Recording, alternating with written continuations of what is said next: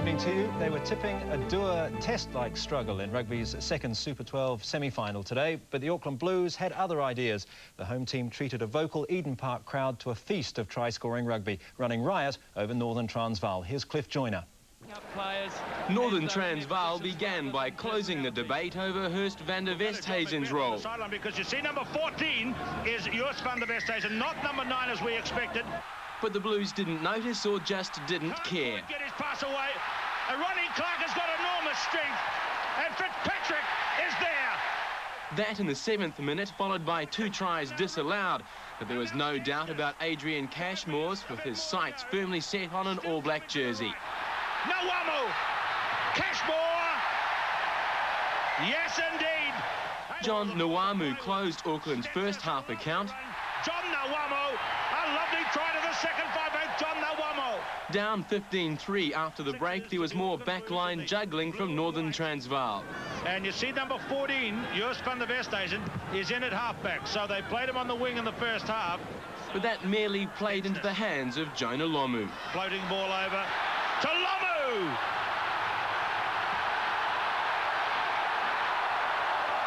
Lomu is there.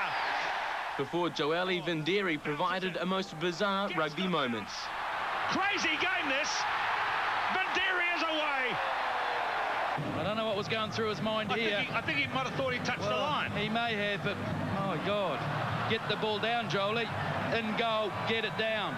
By now, the Auckland supporters were in full voice, albeit with a Mexican accent, and their heroes responded duly.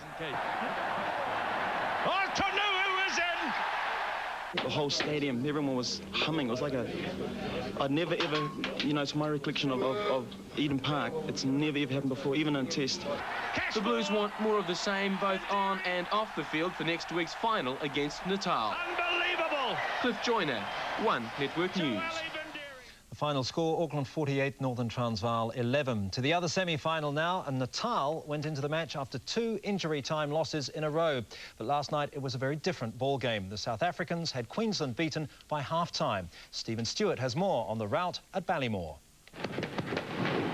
Queensland had been unbeaten at home in the Super 12, but the early signs were ominous. This is Muir. Van der Westhuizen. With Southland referee Paddy O'Brien letting advantage run, the Natal Sharks cut loose. Try. Doing well again. James Small ripped the Reds to shreds.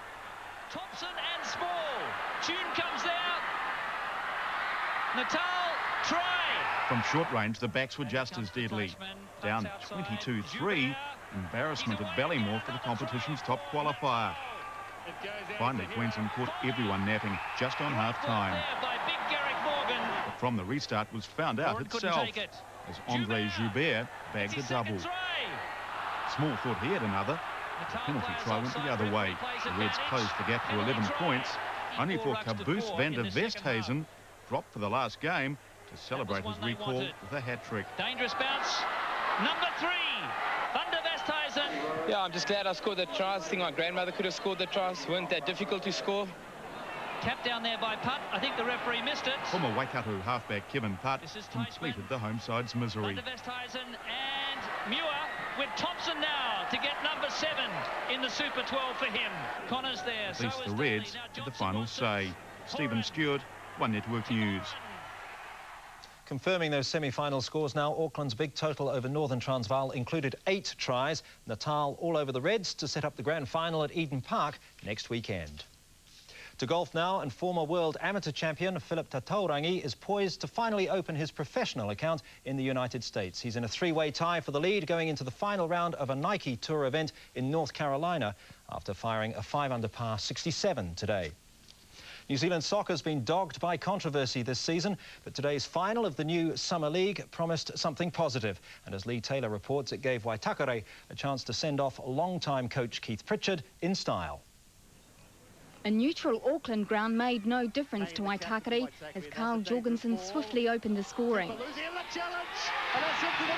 More pressure in the goalmouth, and Darren McLennan had the West Aucklanders 2-0 up after just 8 minutes. Just on half-time, Mike McGarry pulled one back for Miramar. The goals kept coming and the quality improving. Lost the space, could line up a shot if he wants, and he does! And that's an outstanding goal from Neil Harlan. Mark Elric made it 4. Good cross, and that's number 4. And then a stunner from McLennan, giving him a double. As far as McLennan. Oh, what an outstanding goal by Darren McLennan. Beat matched by McGarry, but Waitakere winning 5-2. And also goals galore in the Scottish Cup final. Danish star Brian Laudrup getting 1 in each half for Rangers.